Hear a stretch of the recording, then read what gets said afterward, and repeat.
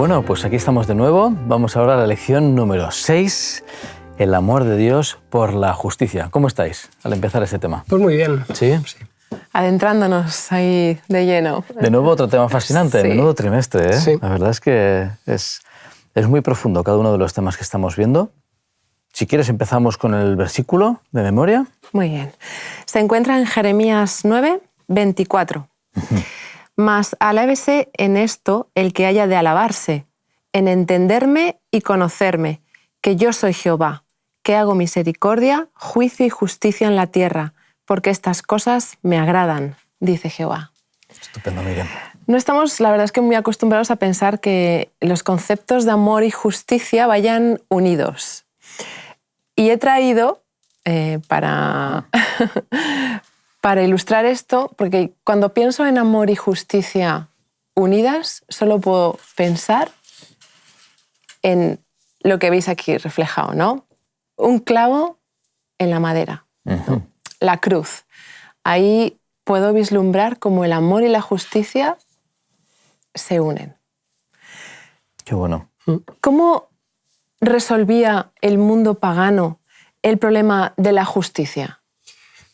Pues de una manera, como casi todo, significativamente diferente a lo que encontramos en la Biblia, porque desde el inicio de la historia las personas hemos intentado deificar las fuerzas naturales, ¿sí? Si, por ejemplo, tomamos como referencia el panteón griego, que quizás sea el más cercano a nosotros por cultura, pues teníamos un dios del mar, que era Poseidón, un dios de los cielos, que era Zeus, y así. Esto implica que al final lo que también acabamos es convirtiendo en dioses a arquetipos de cosas que son malas. La guerra, el infierno, porque desde tiempos inmemoriales se ha creído en la inmortalidad del alma, y eso hace que cuando las personas se acerquen a los dioses lo hagan desde la necesidad de aplacarlos. Es decir, tengo que salir a faenar al mar, así que hablaré con mi Dios y le pediré que no me mate, ¿sí? Porque al final el Dios tiene las cualidades de aquello a lo que representa. Es un Dios voluble, es un Dios en el que no te puedes fiar, etc. ¿Sí? ¿Qué ocurre con el Evangelio? El Evangelio nos presenta una figura en relación a la justicia que es totalmente contraria. El Señor no nos dice que nosotros tengamos que acudir al Dios para aplacar nada, sino que lo que dice es que Él se ofrece a nosotros para aplacar precisamente el pecado y las consecuencias del pecado en nuestra vida. Por tanto, en ese Dios que no es voluble, en el que sí nos podemos fiar, ¿verdad?, encontramos una manifestación de amor totalmente diferente y que rompe los esquemas incluso de la época antigua. Qué curioso, porque la noción del sacrificio sí que surge en la Biblia desde el principio y en un momento de la historia se distorsiona. Y el sacrificio es distorsionado justamente por el ser humano y acaba siendo él, como decías, el que aplaca. Y entonces durante la historia viene Jesús, ¿verdad?, para poner las cosas en sitio. Y después de esa parábola de miles de años del ser humano entendiendo mal la noción de en qué consiste la justicia, viene Jesús y nos presenta ahí de nuevo la realidad. Y creo que históricamente hay que actualizar de nuevo esa realidad en nuestras propias vidas porque tendemos a no entenderlo. Sí. Y de hecho hoy en día hablamos de amor y hablamos de justicia y, como decías, tendemos a separarlo. Es como que es contraintuitiva la propuesta bíblica de que esté unido. O sea que Dios está profundamente interesado, y bueno, ya lo demostró en la cruz, de que se haga justicia, de que haya rectitud, ¿no?, en este mundo. Hay varios versículos en los que podemos leer Salmo 33:5, por ejemplo: Él ama la justicia y el derecho, de la misericordia de Jehová está llena la tierra. Isaías 61:8, pues yo, el Señor, amo la justicia, odio el robo y la fechoría, recompensaré a mi pueblo por su sufrimiento y haré un pacto eterno con él. ¿Qué efecto produce esa justicia divina, ¿no? ¿Cuál es el resultado de la justicia divina? Bueno, quizá creo que Dani daba en la clave, ¿no? Nosotros debemos partir de una convención, y es que no podemos separar la justicia ya no de la misericordia, sino siquiera del amor, ¿sí? Nosotros estimamos que bueno, Dios tiene que ser o bien muy justo o bien muy misericordioso, y también depende probablemente de nuestra inercia teológica, ¿no? Claro. Si somos conservadores o si somos liberales, ¿de acuerdo? Dios tiene que aplicar solo el castigo o da igual lo que hagamos, ¿verdad? Porque al final Dios nos va a salvar. Y lo bueno que tiene el Salmo 85, por ejemplo, si acudimos a los versículos 10 y 11, Es que precisamente nos habla de la convivencia de ciertos factores, ¿verdad? Que son como inequívocos y que son indisolubles, ¿no? Salmo 85, versículos 10 y 11 dice: el amor y la fidelidad se encontraron, la justicia y la paz se besaron, la fidelidad brotará de la tierra, la justicia mirará desde el cielo. O sea, fijaos qué combinación, ¿no? Qué combo. Tenemos amor, fidelidad, paz, justicia. Cuando el Salmo nos lleva a la comprensión de todos estos elementos, sabemos que nos habla del amor de Dios y que no podemos distinguir uno de ellos porque destruiríamos, desestructuraríamos la propia naturaleza de lo que es Dios. Y que posiblemente uno de los resultados de la justicia divina es esa paz, claro, que te da, esa seguridad. Dice, el efecto de la justicia será la paz y la labor de la justicia, reposo y seguridad para siempre. En Isaías 32, 17. Como que el resultado inevitable de la justicia es la paz, ¿no? Sí. Sí, de alguna forma las situaciones injustas, ya no hablamos de justicia teológica, ¿no?, delante de Dios, pero sí que generan una solución, una situación por resolver. Algo falta, algo falla, no está justo, ¿no? Y entonces es necesario que alguien haga justicia. Y cuando, desgraciadamente, durante siglos se ha entendido mal, ¿verdad? Pues parece que, bueno, no, pobrecitos, no. O amor o justicia, ¿no? Y cuando llega Jesús y es capaz de hacer las dos cosas, paz tenemos para con Dios, ¿no? Por medio de nuestro Señor Jesucristo, como dice el apóstol Pablo. Así que llega a restaurar el orden universal, desde lo macroscópico a lo microscópico, pasando por nuestras vidas. Claro, es que somos grecorromanos en la comprensión de todo lo que nos rodea. Y eso también hace que entendamos la ley y la justicia de la misma manera. Claro. ¿Qué es una norma para mí? Pues una norma es una especie de baldosa en la cual yo me encuentro constreñido. Lo que hago es buscar la salida o la trampa en la ley para poder salir de allí y encontrarme liberado. Sin embargo, la justicia, la ley, desde la perspectiva bíblica, me dice que no hace falta, que yo no me voy a encontrar sentado delante de un juez en el banquillo de los acusados y ese juez desea condenarme, sino todo lo contrario. Habíamos hablado ya, ¿no?, del concepto de justicia como un acto de liberación. Por tanto, claro que tiene que venir unido intrínsecamente al hecho de que Dios te ama, porque lo que quiere es que seas liberado. Sí. Y en relación a eso se podría preguntar, ¿para qué sirve pues la ley y la justicia? ¿Para qué sirve? Claro, la ley y la justicia, esto sería una respuesta muy amplia, pero en primer lugar vamos a encontrar el enfoque del propio carácter divino. Es decir, la ley me lleva a comprender quién es Dios, ¿sí? Y desde la perspectiva que yo entiendo quién es Dios, me quiero relacionar con Él. Yo no me quiero relacionar a menudo con la ley porque entiendo que la ley, ¿verdad?, es algo, podríamos decir, excepcional que se me aplica como cuando yo la vulnero, ¿sí? Pero si desde la ley yo puedo entender el carácter del Señor, sería para mí algo apetecible, algo gustoso. Quiero hacer lo que Dios me pide porque también le puedo conocer mejor. Es curioso, pero acabas de decir una frase, si puedo conocer el carácter de Dios. Y en relación a esa frase me surge una de las preguntas que posiblemente alguna vez o nosotros o hemos escuchado en un ambiente cercano de ¿por qué hay sufrimiento si hemos visto que Dios es un Dios justo, que es bueno, que es fiel consigo mismo? Vemos ese carácter de amor. ¿Por qué un Dios tan bueno permite tanta maldad en este mundo? Y en relación a eso, quizás la pregunta debería enfocarse ¿para qué? Y os cuento una anécdota otra vez.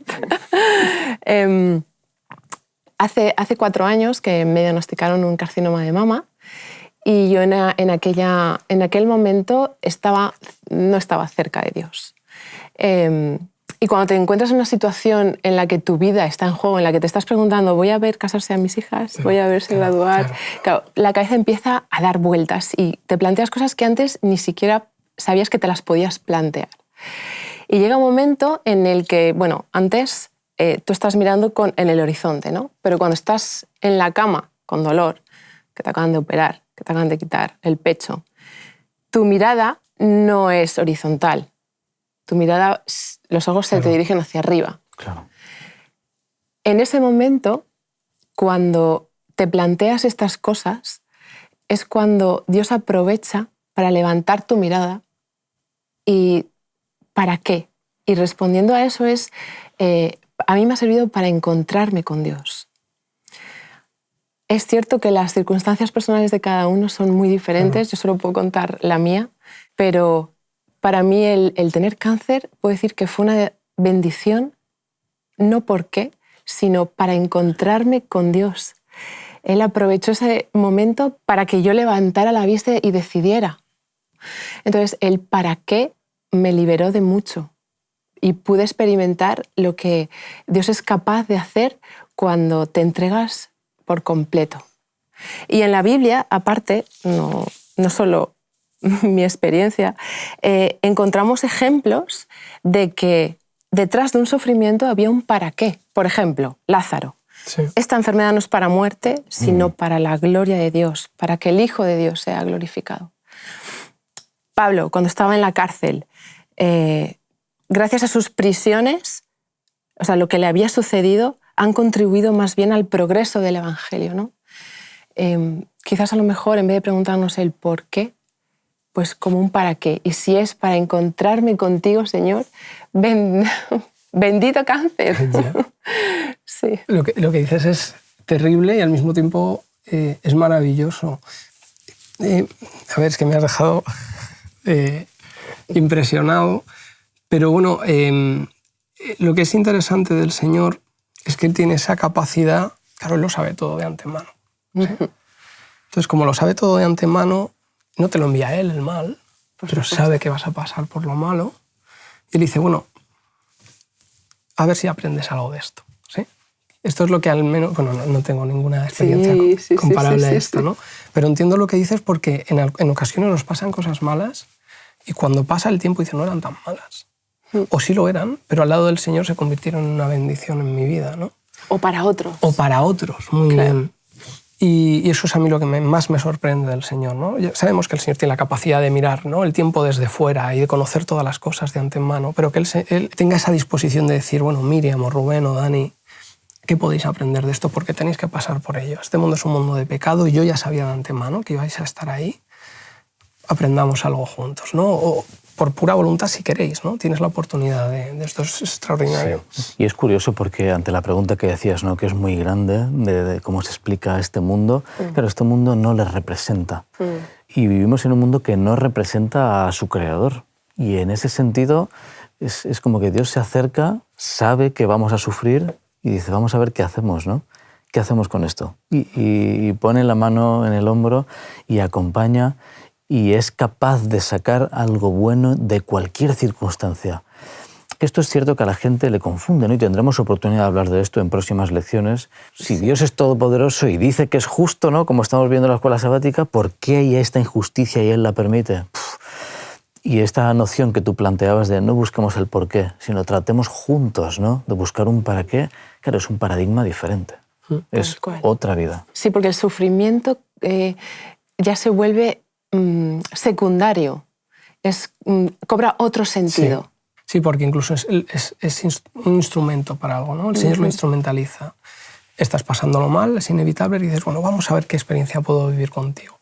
Yo, desde una perspectiva mucho más teórica que la que tú nos has expuesto y por tanto más pobre, obviamente, pero sí que lo que es asombroso en el Evangelio es la capacidad que tiene el Señor para que su ley tenga un factor didáctico. Un factor de enseñanza, ¿vale? Que es algo que nosotros obviamos, teniendo en cuenta que incluso la ley humana pues lo que intenta es favorecer la convivencia, fortalecer la comunidad, que haya más paz entre las personas. Lo que pasa es que, claro, cuando nosotros hablamos de la divinidad, Él es capaz de ofrecernos estructuras o símbolos que alcancen cotas que al ser evidentemente espirituales no tienen parangón. Por ejemplo, el sacrificio del cordero, ¿sí? Durante pues, tantos y tantos siglos, ¿no?, sacrificando a los judíos corderos para entender que cualquier pecado que cometieran castigaba en la cruz, ¿verdad?, al Salvador. Y es terrible por el derramamiento de sangre, pero quizás no hay otra forma más clara de entenderlo, ¿sí? Y a colación traía también el relato de la mujer que va a ser apedreada en Juan 8, ¿sí? Esta mujer que probablemente era adúltera, probablemente era una prostituta, una mujer que podría haberse librado del apedreamiento con que Jesús hubiera dicho, a ver, ¿dónde está aquí el hombre que estaba acostándose con ella? ¿No? Lo que decía Levítico 20 es que el hombre y la mujer tenían que ser castigados. Y se habría librado. Pero el problema es que el Señor eleva, no es el problema, es la solución en realidad, eleva cualquier tipo de discusión a un plano superior, que es el plano moral. El Señor sabe que hay una mujer que está padeciendo, que está más allá de lo que ha hecho, padeciendo injustamente, porque la han cosificado. Así que el Señor eleva la discusión al plano moral y dice, esta mujer es una persona, ¿sí? Y vosotros la estáis acusando de cosas que habéis hecho vosotros mismos, ¿no?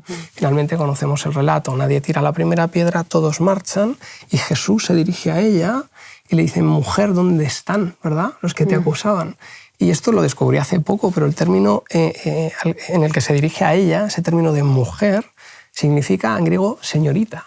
Es como que mujer parece muy frío, pero señorita es maravilloso. Es, señorita, ¿dónde están, no? Le devuelve el estatus de persona. ¿Sí? Y ese elemento didáctico está, por tanto, basado en un amor profundo hacia nosotros los individuos, ¿no? Entonces, bueno, y en ese, continuando el episodio que traes a colación, que es fascinante, sí. Ninguno queda, y cuando Jesús le dice, bueno, ni yo te condeno, siempre me ha gustado imaginarme esa frase como una declaración universal de Dios a todo ser humano que compungido mira hacia arriba, sabiendo que no tiene nada para ofrecer, que es culpable, que de acuerdo con la ley tiene que morir, pero que se encuentra un Dios que sonríe.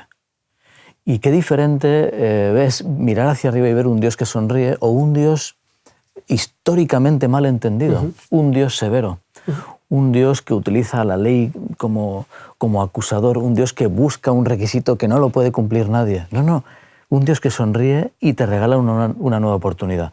Ni yo te condeno, vete y no peques más. Y ahí da ese doble camino, ¿no? No te condeno, pero no peques más es, oye, camina por la ley. Sí. Es decir, eso que tú comentabas, claro, comentabas de la ley como ese proceso pedagógico, ¿no? Que es para llevarnos a Cristo, que aparece en Pablo también. Sí. Pero qué fascinante. Nuestro Dios, qué diferente a cómo lo han pintado, qué mal lo hemos comprendido. Sí. Y cómo ese episodio, de alguna forma, nos revela un Dios fascinante. Hablemos del carácter inmutable de Dios. Dios entra en una auténtica relación de dar y recibir con nosotros a la vez que su carácter es inmutable. ¿Cómo podemos entender esto? Porque a veces Dios se arrepiente. De nuevo, el lenguaje nos juega una mala pasada, históricamente mal comprendida la noción de inmutabilidad de Dios como un ser ajeno, un ser distante, filosóficamente, ¿no? Que no cambia. ¿Qué significa eso? No puede ni interactuar con nosotros, es casi como una cosa, ¿no? Un concepto. Sí. Es un concepto allí de un ser que dice ser Dios, que me ha creado, pero que no le afecta lo que le diga, no le afecta si oro o no. O sea, ¿qué sentido tiene? De alguna forma se reduce al absurdo toda la religión, que es esa relación con Él, porque ¿de qué sirve? Si yo te voy a orar y no sirve de nada, si yo me porte como me porte no sirve de nada, si al final ya está escrito que sería el extremo, ¿no?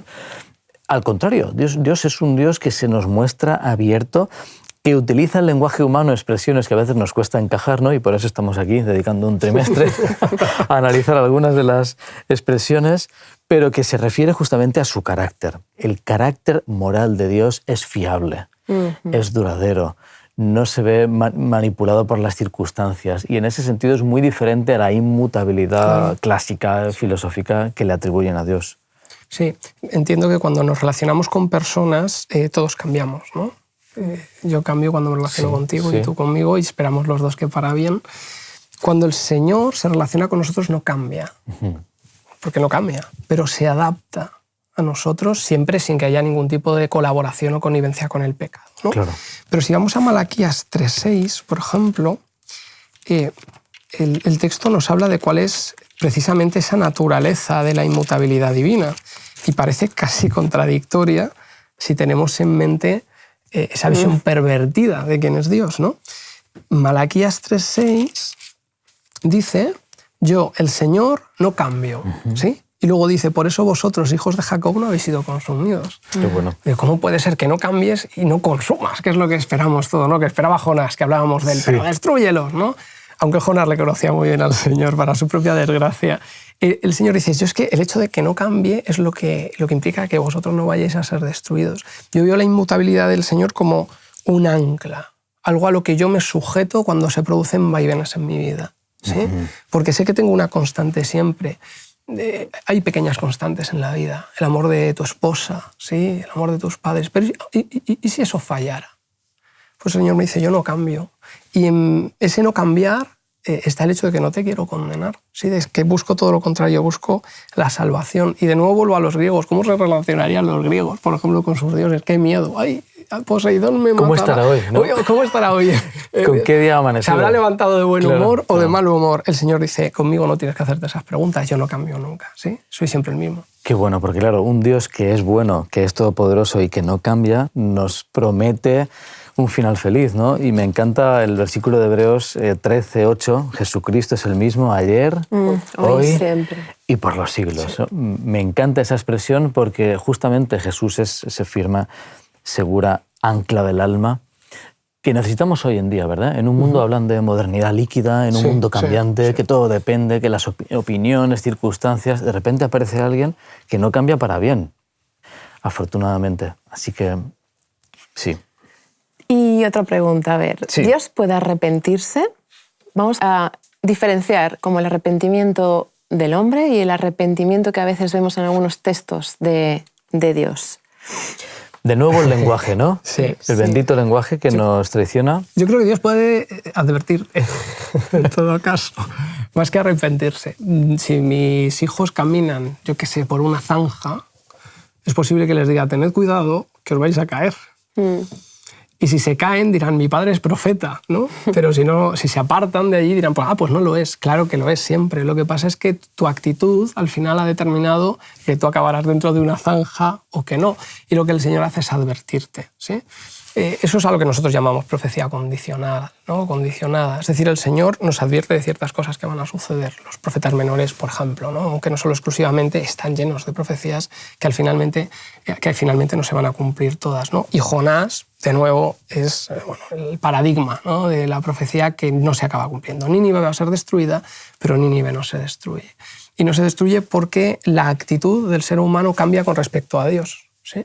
Y no tengo muy claro siquiera que los ninivitas no se arrepintieran solamente porque temieran ser destruidos, sino porque hubiera una transformación, aunque fuera leve y breve, de su corazón y entendieran frente a qué Dios estaban. Porque ellos sabían que si su actitud cambiaba, ese Dios no les iba a destruir. Yo creo que en ese sentido los versículos que hablan de ese, por ejemplo, Números 12:19, Dios no es hombre para que mienta, ni hijo de hombre para que se arrepienta.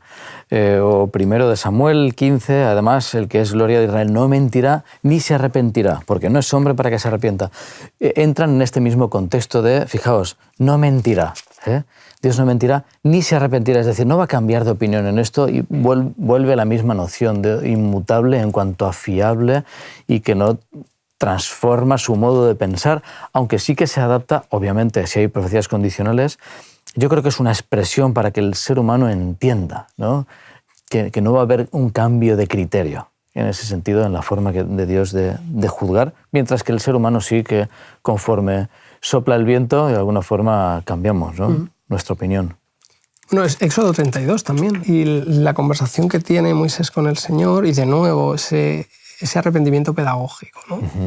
Dice que entonces volvió Moisés ante el Señor y le dijo, este pueblo ha cometido un gran pecado porque se hicieron dioses de oro. Te ruego que perdones su pecado y si no, ráeme ahora del libro que tú has escrito, ¿no? Sí.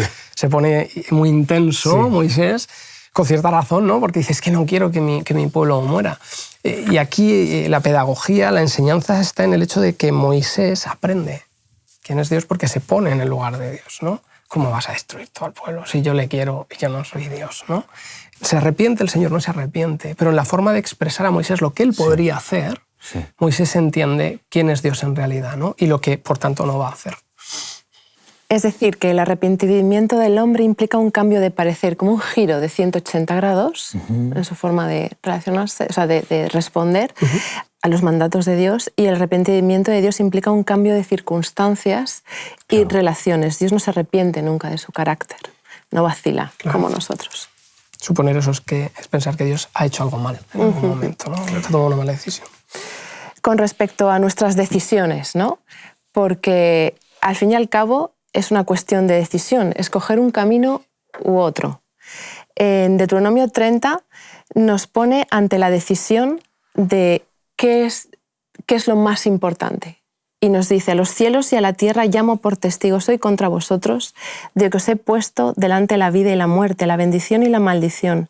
Escoge pues la vida para que vivas tú y tu descendencia, amando a Jehová tu Dios, atendiendo a su voz y siguiéndole a Él, pues Él es tu vida. El aferrarse a esa vida, a ese amor, a ese Dios de amor y de justicia.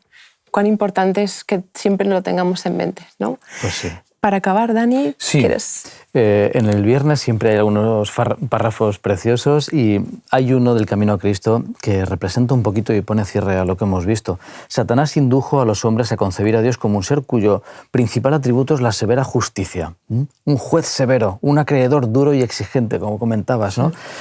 Imaginó al Creador como un ser que vigila con ojo celoso para discernir los errores y equivocaciones de los hombres a fin de imponerles sus juicios. Y es triste que hoy en día pueda haber gente que siga teniendo esta noción que históricamente Satanás ha conseguido introducir. Y dice Elena de White, fue para eliminar esta sombra oscura, revelando al mundo el infinito amor de Dios, que Jesús vino a vivir entre los hombres.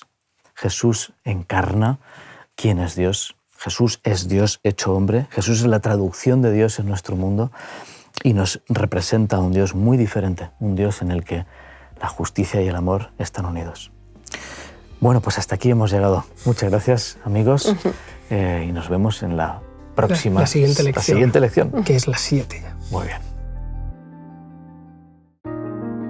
Te invitamos a tener una experiencia más allá del sábado, convirtiendo tu unidad de acción en una iglesia hogar en donde la Biblia, la oración intercesora, la fraternidad y la testificación sean vuestro estilo de vida. Así experimentaremos un poder renovador en la iglesia y en el cumplimiento de la misión.